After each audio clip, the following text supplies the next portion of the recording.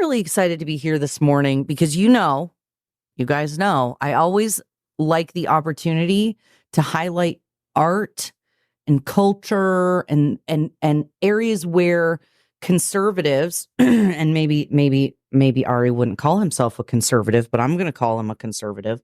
I'm going to say anybody who's not woke, okay? There's now like a whole genre of art, culture, books, music, and it's basically just not woke. It's the if you want to just be entertained and not listen to the LGBTQ message or, have all of the woke ideology crammed down your throat. If you just want to read a book and listen to some music, it's harder and harder to do these days because everything that is popularized in our culture seems to kind of be propaganda. I mean, really. And maybe let's be real. If we look back on our history, there was a lot of propagandizing happening. But, hey, here's the deal. Now we know. And the internet is forever and the internet always wins. Now we can see you, fam. We can see you propagandizing us and we don't want it. What we want is just good stuff to read. We want good music to listen to. We want good movies to watch. Just shout out to Fall Guy, just total random, you guys. I know it didn't do well at the box office. No movies are doing well at the box office. Fall Guy is an excellent movie. No woke stuff, super fun, lots of explosions. It is a action fans action movie. But that's not what we're here to talk about today. What we're here to talk about today is a series of books called The Kingmaker. So the Kingmaker series, if you go to the kingmakertrilogy.com while we're talking today, you can look into it and you can learn about the author who we have as our guest today. You can order the books. You can get in touch. And our friend of the channel, Pam, the Truthful Therapist, she introduced us to Ari Mendelson, who's going to be joining us today. Author, attorney. You know what? He called himself a polymath or something like that. You guys, I'm not even going to lie. I chose intentionally not to Google what that word meant because I'm going to make him explain it to us on the show. What is a polymath? I have no idea, but that's what he called himself. And so he's written a number of books, actually. So he had one book before, and now he's got the Kingmaker trilogy, Kingmaker series, and some of the things that he wrote in his book have actually started to come true, you guys. So people are calling him like a modern day psychic of his age. So before any further ado, you guys, let's bring in Ari Mendelson. He's going to be joining us for the show today. Hello, Ari. Thank you for coming on today. Hey, Erica. Good to see you today.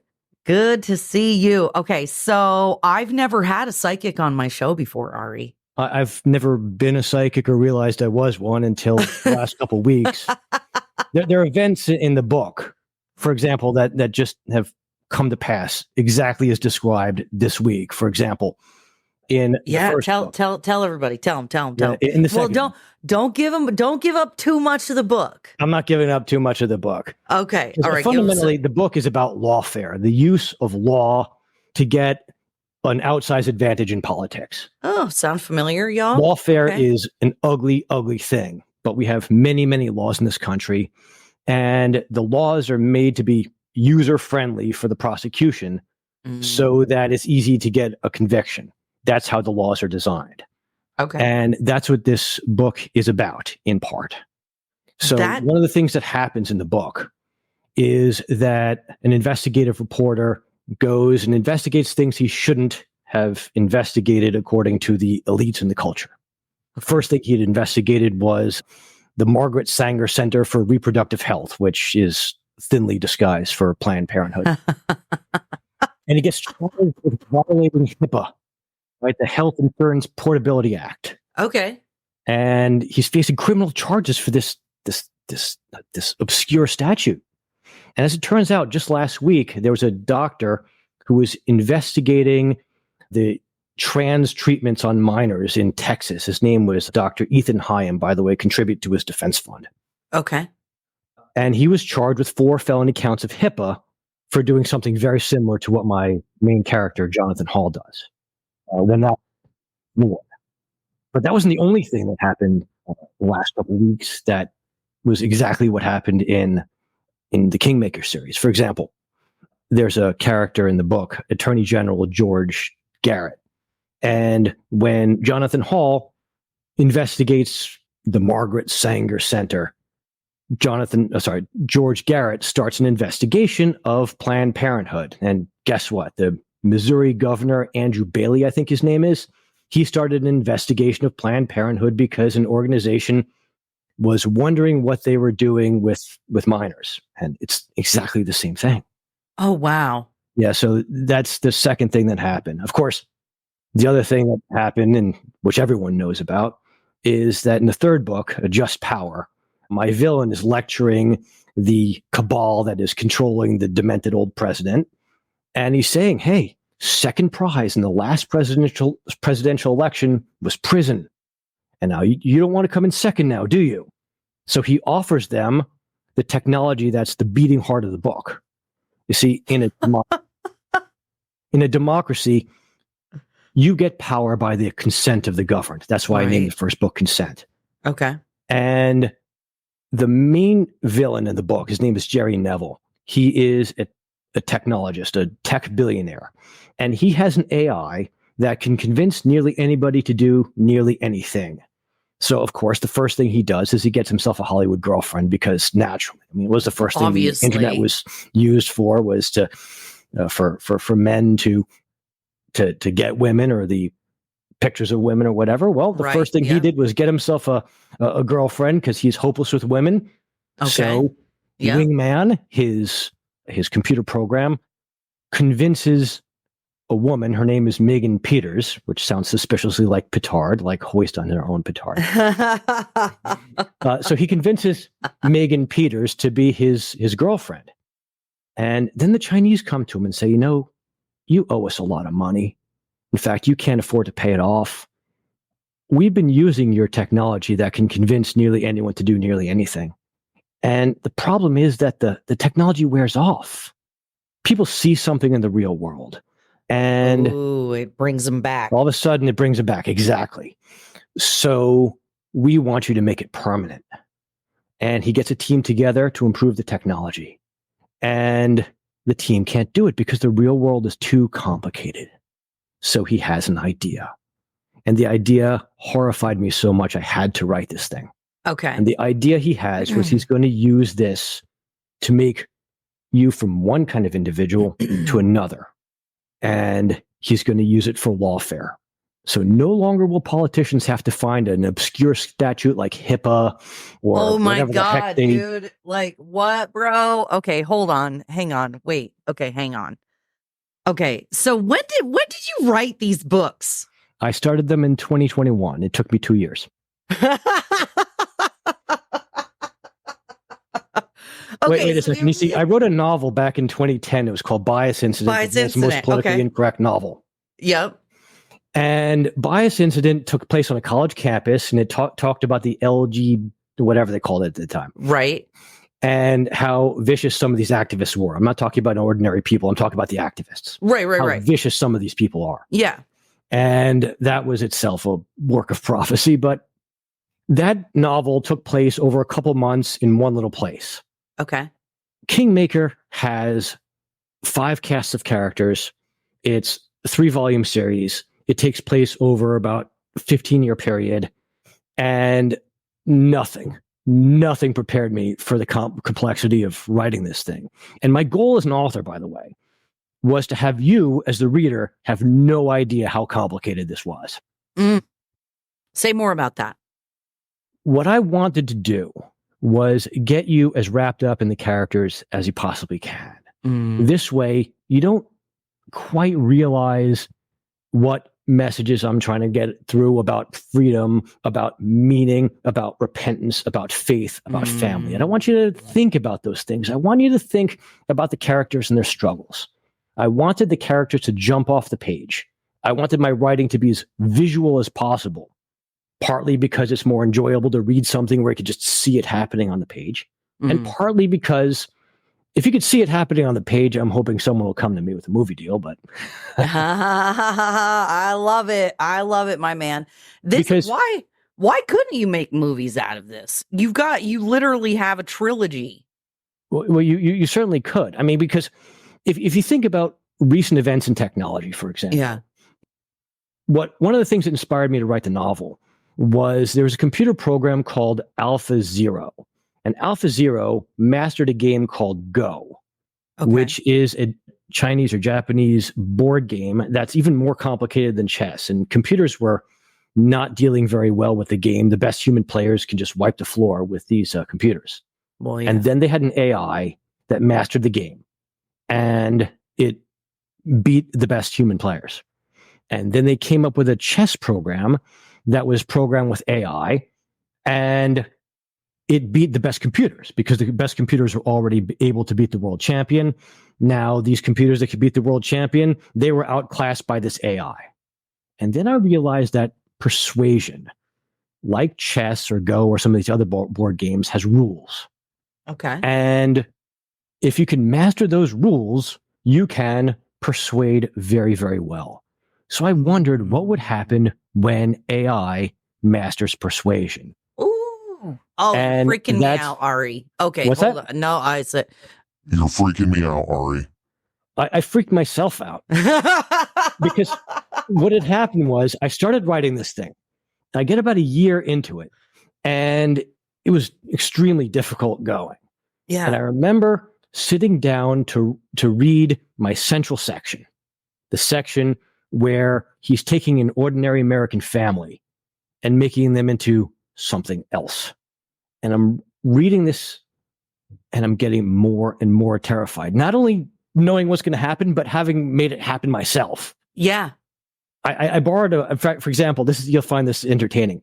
I borrowed a technique from Shakespeare, and I'd read an article that Shakespeare made Macbeth extra creepy by overusing in certain sections the word the. Because if you use the word the, it's like, we've been talking about this before. You know what this is about. So when they're looking at this family, and you're talking about the swing that's hanging on the tree in the yard. Mm-hmm. It's like, you're familiar with that tree. You're familiar with that yard. You're familiar with that swing, and you're familiar with that kid that's on the swing. It's like, it's the swing. Exactly. It's the yard. It's not just out. Oh, okay. Okay. I'm sorry. Go ahead. Keep going. So when you're dreading what's going to happen, you're dreading what's going to happen to someone you're familiar with. And that's on a different level than just dreading what's going to happen to somebody. Interesting. Okay. I tried using the technique, and when I read through it, I was getting more and more and more freaked out by what I wrote. And what's so interesting is how, I mean, you know, when you're talking about the AI and it's persuading people, it's changing people. I mean, that kind of is happening already, right? With social media, the way the algorithm is, you know, radicalizing people. And I hate to use that kind of language because it's the language of, you know, the team that I'm not on. But at the same time, we know that it's true. Like, there are people in my family that I know, you know, didn't used to watch YouTube, didn't used to watch social media, and then they started. And now, where they used to be, you know, center left, they're now like hardcore right wingers. And I'm like, is that just because you keep getting access to information that you didn't have before and it's changing you? Or is it like, what is happening to folks as we're being manipulated by these social media algorithms and stuff? So it's kind of like your book is making reality even more creepy for me, just for the record, hearing about this. So I love it. Well, I based a lot of what was going on two books that I read. One's called The Hacking of the American Mind by Dr. Lustig. Ooh. Have you heard that one? Yes. He's a doctor, and he's talking about nutrition and about how these food companies have mastered all these techniques to make you say, one more. Give me. Yep. They use food engineers basically to make you addicted to their food. Absolutely. So one of my characters He's a consultant for the main villain. He was a psychologist who was hired first by the food industry and then by the gambling industry, because these machine gambling games are just the same thing. They have ways of making you continue to feed your paycheck into the machine until they have what's called player extinction, which means you're broke. And the way they do it, there's a book called Addiction by Design by Natasha Schull, I think her name is. And she describes what's called the near miss effect. If you're going to play a game and you almost win, right? When you have the 3 sevens on the pay line, you win. Yep. Well, what happens if you win every time? The machine doesn't make any money. But if when you lose, you have 2 sevens and then the next 7 is on either right above or right below the pay line. Oh, that's messed up. That's so messed up, Ari. Oh, it gets worse. It gets worse because as you're playing, because they know who's playing the game and they know how long you've been playing, as you're playing, those near misses happen more and more and more frequently. So it feels like you're mastering the game. You're getting better at the game. That's so messed up. Yes. So one of the insights that my character, his consultant, has is we have things on social media like likes and reposts and all these things that give you the same hit of dopamine. What if we can make them happen more and more and more as you go on so that you feel like you're mastering the game? What if responding properly to these messages generated by the AI makes you more and more and more addicted to them? Of course. So what happens with my first character who falls victim to it, Megan Peters, is she's going out with this jock, the captain of the basketball team, and Jerry Neville wants to be dating her. Mm-hmm. And soon she just sees this guy raising his hand in class, in her chemistry class. See, Megan Peters, I based her a little bit on my wife. My wife's a doctor. Because I can't imagine a lovelier woman than my wife. So obviously the most desirable woman in the world has ambitions in the medical field, because that's just how it has to be. Obviously. And she sees some guy, some skinny little geek, raising his hand in chemistry class and answering a question that no one else could answer. And all of a sudden, he might have scored the winning basket in the basketball game like her captain did. And she has no idea why that happened. And then she sees an article about the main villain who is just as geeky, and all of a sudden she writes a letter to him, and soon they're on a date. And it progresses from there. And of course, now she has to figure out what's happened to her, why it's happened to her, how it's happened to her, and how to get out. All right. That's what makes the plot go around. I love it. Okay, so hang on one quick second before we go anywhere else. You guys, the books are on Amazon. Hold on. Because I thought you could buy them on your website for some reason. I think the website's linked to Amazon. I don't remember. But there's other stuff on his website, you guys. So hold on. We're just gonna take a quick poke around. Yeah. The website has some merch on it, because it's like one of those you could wear the t-shirt and if you know, you know. Yes. Okay. So there's some shirts, mug. You know, I love me some mugs. I might have to get that. That's fun. I like that. Okay. So hang on, guys. Here is the website. You can go. My daughter Leia made the website, by the way. This is great. This looks fantastic. You got some talented kids. This is fantastic, you guys. So go check it out. You can learn about the different books. You can learn about Ari. We've got Consent, the audio book. Oh, that's fantastic. Hey, who does the reading on these? That would be me. Oh, fantastic. You know what, Ari? I don't like it. I don't know. Maybe it's just me. I prefer when the author does their own books.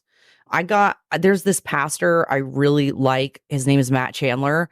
And I got one of his books and I was so excited. And some random person reads it. I'm like, but where's the Matt Chandler inflection and the personality? It's like, no. So that's good. I did the first book, Consent, on my own. There's an audiobook available on Amazon for the second two. Yeah. And the audiobook on Amazon, I had to just do it by AI simply because the amount of work it took to to produce the audiobook myself. I did every single thing myself, was enormous. And if it'll pay off, I will do the second two. I'll be right there in my closet with this microphone here, recording the whole thing. But only if it'll pay off. And that's what people don't. If people don't know, when you do audio recording, if you want good audio recording and you're not like in a studio that's soundproofed and whatever, you literally sit in your closet and it gets hot and it's gross and it's not fun. and I did that. I spent, I think it was 30 hours in that closet doing that. Oh, bless your heart. Oh my God. Okay. So on Amazon, you guys, they're all 4 of his books. Now, these 3, Consent, Just Power, and Due Process. Well, wait, Consent, Due Process, Just Power, in the correct order, all available on Amazon, and his first book, also Bias Incident, which I saw the cover and I was like, I'm made of questions right now. Oh, the cover made me want to read the book. This was excellent job, by the way. Yes, it's the only right-wing novel endorsed by Michael Moore. Oh, wait. That's what it says right there in the little circle. Wait, what? I had a neighbor. His name was Michael Moore. Oh my God, you shut up, Ari. Yeah, so I said, Mike, can you do me a favor, please? Because it was a comedy satire. So I figured that to emphasize the point that it's a funny novel, I'm going to throw the words, the only right-wing novel endorsed by Michael Moore, with a little asterisk saying, not that Michael Moore. Oh my goodness. Okay. So here's the book, or here's back to your website. Oh my goodness. I am laughing so hard. Now, before we started the conversation, you had talked about a book that you read about predictions, or what was the book you told me that you had read? There's a book called The Predictioneer's Game. And it's just Predictioneer's Game. The Predictioneer's Game is by Bruce Buena de Mesquita. He's a game theorist, political scientist. He's got another book, which also made it into the Kingmaker series, is called The Dictator's Handbook. And both of those books use game theory to try to predict how people are going to behave in different situations. The Dictator's Handbook predicts how political leaders will behave given who keeps them in power. And the Predictioneer's Handbook is a little more general. And essentially, what both of those books teach you to do is to look at the world from someone else's perspective. Oh. And you see, I had homeschooled my kids for a number of years. My daughter, who made the website, got the most homeschooling from me. And to prepare myself for that task, I mean, we're sitting here in my library. You'd asked what the word polymath means. Oh, so yes. I'll just tell you. It means I'm interested in pretty much everything. When I sat down to write Kingmaker, I joked to my wife that I was trying to out-Crichton Michael Crichton. Because if you read a Michael Crichton novel, what'll happen is, to explain what's going on, to explain why dinosaurs have been revived from extinction, he'll go into talking about genetics and frog biology and stuff like that. Yeah. And to explain why all this is going to go wrong, he'll talk about chaos theory. Yeah. It's one of the reasons. Have these conversations. Yeah, I think one of the reasons why people like his books so much is because it's specific. It's the same reasons that improv can be delightful. Be specific, give details, right? It's what makes a story more compelling, more details. And that's what I did in Kingmaker. But I didn't just do that, because remember, this is an AI that can convince nearly anyone to do nearly anything. Okay, Ari, you're going to sell the story? How does that AI work? Oh, you're going to use it to make people into criminals? How does the criminal mind work? Well, there's a psychologist, his name is Stanton Samanow, and he talks about how criminals think. But wait a second. Then I found a course on complexity theory, and it talked about thresholds. And thresholds are you add stuff. Like, for example, you add the example in the book I gave was you add fertilizer into a pond. You keep on adding fertilizer into a pond. Nothing changes. Nothing changes. Nothing changes. All of a sudden, bam, the pond is green and smelly and is choked with algae. It's called a threshold. So the theory that they used was that you're going to add in these thinking errors and add them in. And all of a sudden, bam, different kind of person, just like it's a different kind of pond. I sneaked this pond into the first volume that doesn't talk about the experiment that they're doing. Yeah. Where my main character is investigating a migrant labor camp full of illegal aliens. And downhill from it, there's this big choked up pond. That's evidence of that this camp is there. And it's a little preview of what you're going to see. One of the things I did in writing this novel, a critical drinker. Do you know who that is? Oh, yeah. Yep, absolutely. Critical Drinker had one video that is essential viewing for any aspiring writer. He talks about setup and payoff. Okay. And what he says is that good writing sets up all the important plot points later. And of course, all the important plot points have to be set up by something that came earlier. Mm-hmm. It's also known as Chekhov's gun. Okay. My daughter read the novels and she called it Chekhov's arsenal, which I thought was hilarious. So one of the ways I set up this example of the pond, the parable of the pond, if you want to call it, was by having this one little detail you're probably not even going to notice in the first book. So, okay, getting back to the whole, polymath thing, I was just interested in so much. When I wanted to teach my kids, I wanted to teach them everything. We live in a big, beautiful world. I want you kids to know everything, kids. Yeah. So I studied, these are like the great courses that are behind me. Yeah. I studied these, and there's those over there, and those down there. And on the other side of the wall, there's another shelf full of books. And so to prepare to homeschool my kids, and because I just love knowledge, I just kept on studying and studying and studying. That's awesome. And what it did was it let me out Crichton Michael Crichton, because I talk about the science that goes into the awful experiment that they do, and I talk about the politics that they're trying to influence, and I talk about the psychology that they need to work on, and I talk about the history. The book Virgil's Aeneid has a big part in the plot. I didn't plan that out. I just saw the opportunity because I'd studied that. Take it. Yep. It talked about art and why art is important. Talked about faith and family. I mean, there's a very important character who comes in the second novel. His name is Father Gus. He is a Catholic priest, and I'm not sure if you realize this, but I'm not a Catholic. I couldn't tell from the tiny hat. No. But the thing is, I wanted to make him a good Catholic priest who teaches boxing, and I had to learn about boxing and a little bit about a Catholic boxing priest. Well, one of the ways you can make an interesting character is you can just recombine different things. Sure. I'll give you the first example that I came up with was a physicist, and he's consulting with the villain on how to make this awful program to change this family. And he's a physicist, and he's also a fill in the blank. So I made him a climber. Why was he a mountain climber? Because he studies the physics of avalanches, and he got interested in it because he got injured in an avalanche.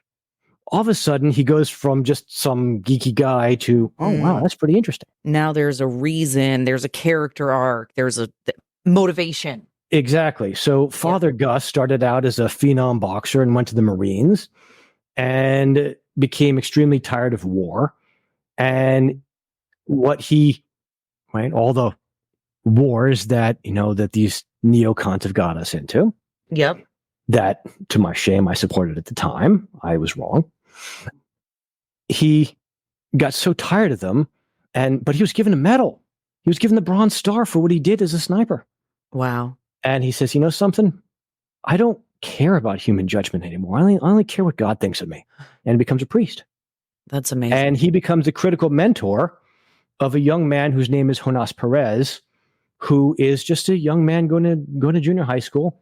And he is groomed by one of his teachers to becoming an Antifa fighter. In the book, it's called Anti-Ra.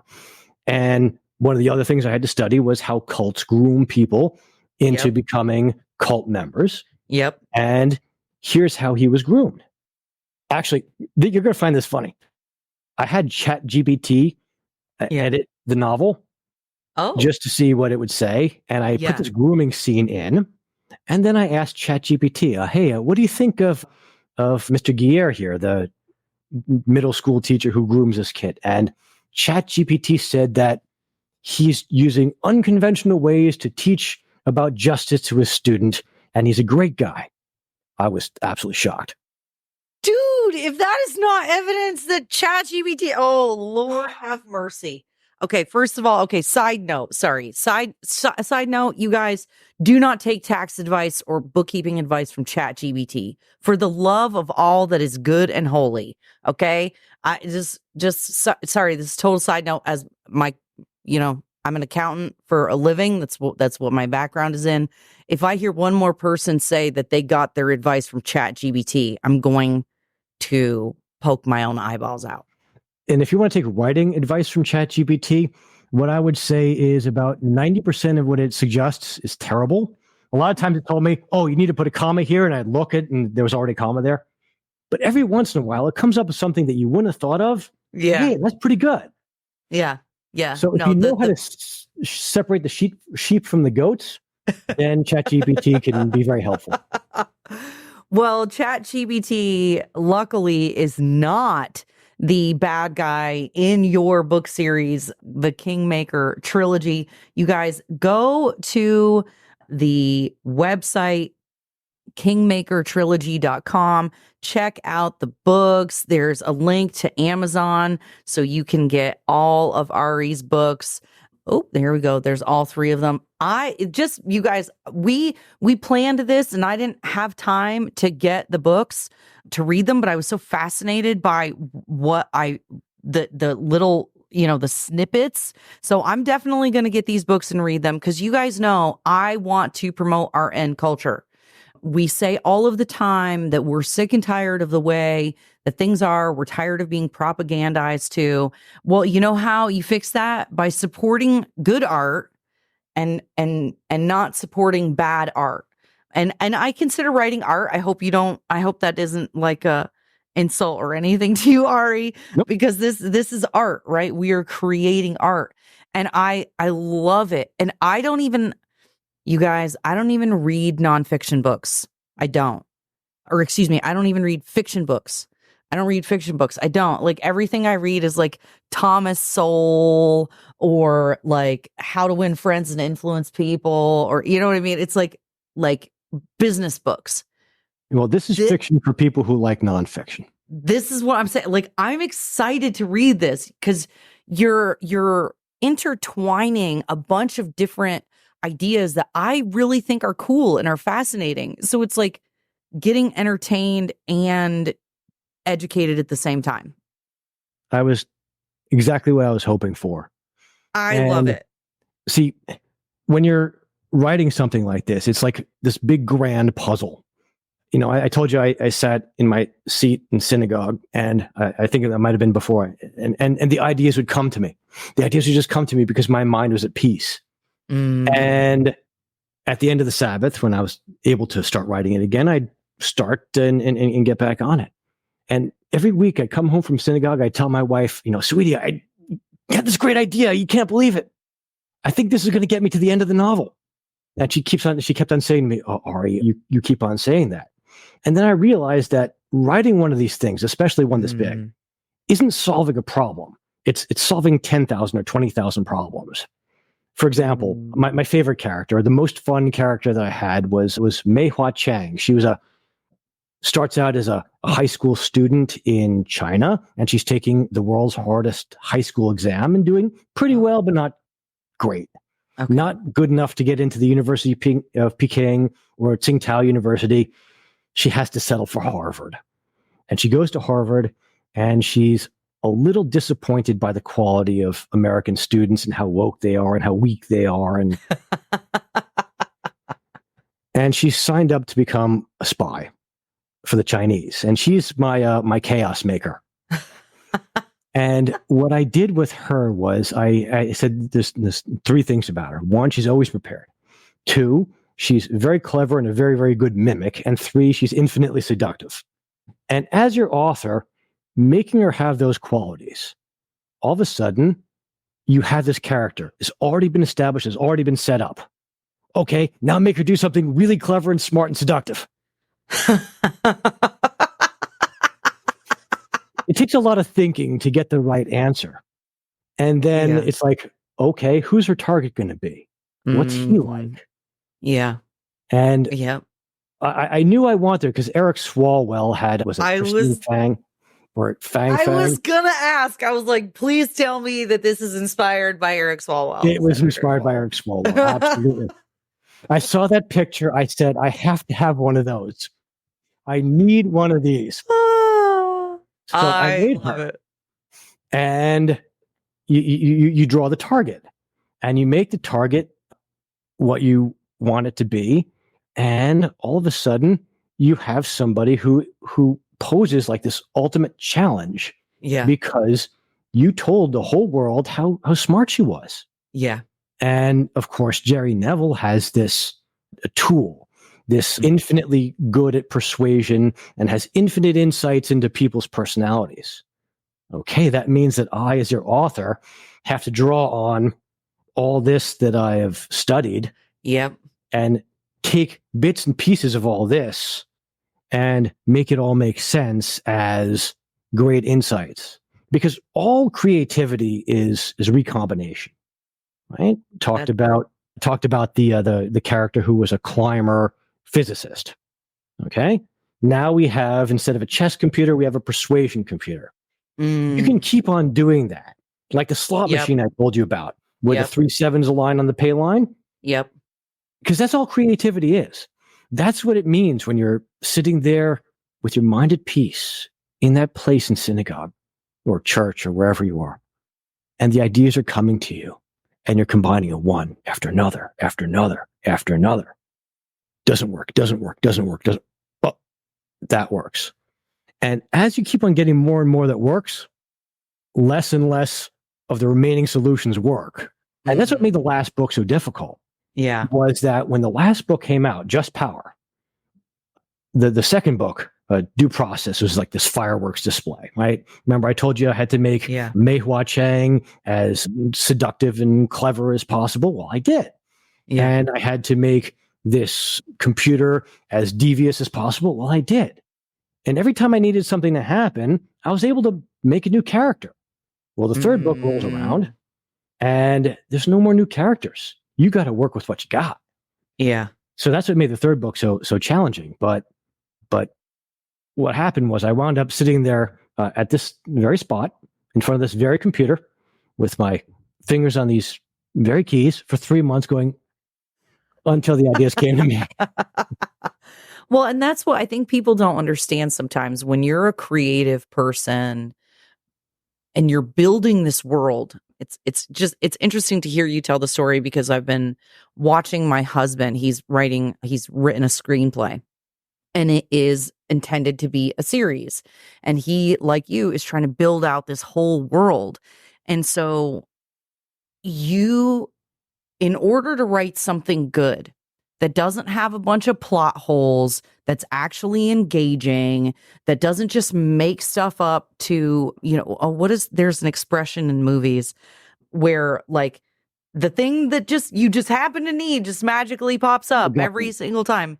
MacGuffin. What's that? MacGuffin. Right, exactly. And like, like in the new Star Wars series, right? Like, now Force realiving people is a thing, like reanimating human. Now you can heal people. Force healing is now a thing, right? And as the viewer, as the reader, I feel insulted when they do stuff like that. I'm just like, I can tell that you didn't take the time to build out the world in a way that I could stay with you and be with you, because when they do these crazy things, it takes you out of the moment, and when you're reading a book, when you're watching a movie, you have to suspend reality to be with the author, to be with the characters in that world. And I just love hearing you talk about how meticulous you were with building that out and not trying to just force things in to make it sound good or to finish it. But you said, no, I'm going to wait until I can make this right, until I can do this well. And I just think that is so lacking in so much of our entertainment these days. And I'm the kind of guy that I'm going to do something either 0% or 100%. There's no in between with me. There's just no in between. Yeah. Well, and oh, go ahead. Sorry. So I was not going to settle for anything other than the very best. And when you're talking about MacGuffins, there's also the concept of, in modern movies, of the Mary Sue. Yep. Everybody loves this character, and the character's good at everything and has no flaws. Exactly. Never fails. And I had a process which I call de-Mary Sueization. I just put it in my head. So when I'm making my characters, especially my main character, Jonathan Hall, I based Jonathan Hall on James O'Keefe, the investigative journalist. Yeah. And what I did was I couldn't make him like this perfect guy, because that would. And so what I did was I made him mess up in some extremely serious ways. And there are a couple of ways, like his lawyer tells him, don't talk to this prosecutor. He talks to the prosecutor. There's a couple scenes, for example, he goes to investigate a very bad place. That's all I'm going to tell you about it. It's a very bad place. And it's apparently well guarded too. And when I'm thinking about how I'm going to get my character to do this, the thought kept coming to my mind. All right, what he's about to do is insane. And it's true. It would take an insane person or insane bravery to do what he did. Yeah. So I just worked backwards. Okay, how would some guy think that this is an acceptable risk? Oh, he's going to give him this, give him this, give him this, give him this. Okay, if you've got more guts than brains, you do it. And so he does. And I give him enough plausible ways where he can think it would work that, I love it. I can see somebody doing that. I love it. Well, and if you have guts and brains, you're Ari Mendelson, and you're an attorney, author, and polymath working on the Kingmaker series. Ari, thank you so much for joining us today. Before we sign off, make sure to go ahead. So we've told you guys the Kingmaker website. Go to Amazon. We lost you for a second. Hey, new camera. I love it. Man, I'm so jealous of you. The second camera just for that. I want a second camera so bad right now. I'm so jealous of you. Okay, so tell everybody your Twitter handles, social media. Where can people follow you and see what else you're up to? Okay, so my Twitter handle is @KingmakerSeries. And you saw my website. Right now, that's what I'm at. I have a YouTube channel with my audiobook on it, Ari H. Mendelson. There's going to be new content coming in the next few months about self-education. Oh. Remember I said that I prepared myself to homeschool my kids? Yep. With all this stuff? All the books, yep. How did I do that? There'll probably be some fitness content and a few other things. Basically, the entire theme of my YouTube channel will be Better Thinking, Better Life. I love it. I love it, you guys. And thank you, Ari, so much for being here today. Thank you, The Truthful Therapist, for introducing us. Y'all, I'm going to go on Amazon right now. No, I'm going to buy these books and have them delivered to my house. So you should too. All right, you guys, come back and see us later. We've got Of the People a little bit later today. And we're going to be talking about some crazy stuff happening, y'all. We'll talk to you soon. Okay, fantastic. Had a great time. And you know what? We're going to close today with an advertisement for my book, Reasons to Trust the Government. And everything that you're imagining is probably true about our book, y'all. We'll see you later. This book will give you wings. What kind of wings? Not like Icarus wings, like eagle's wings. What about dragons? You'll have dragon's blood. You'll be able to breathe fire. Fire like the Ultra Eagle Drago Guard. That book will make you smarter. Yes! I'm not just talking honor roll smart. I'm talking Nikola Tesla smart. You'll be so good looking, Brad Pitt will be jealous. Do you want to make money? How much money? Elon Musk money. That's a lot of money. People will think you're Elon Musk, but you're not Elon Musk. But they'll think you're Elon Musk, because you pay taxes like Elon Musk. And you have to argue with Elizabeth Warren because she thinks you're Elon Musk. Do you want freedom? How much freedom? All the freedom. One to America. How much freedom do you want? America. Double America.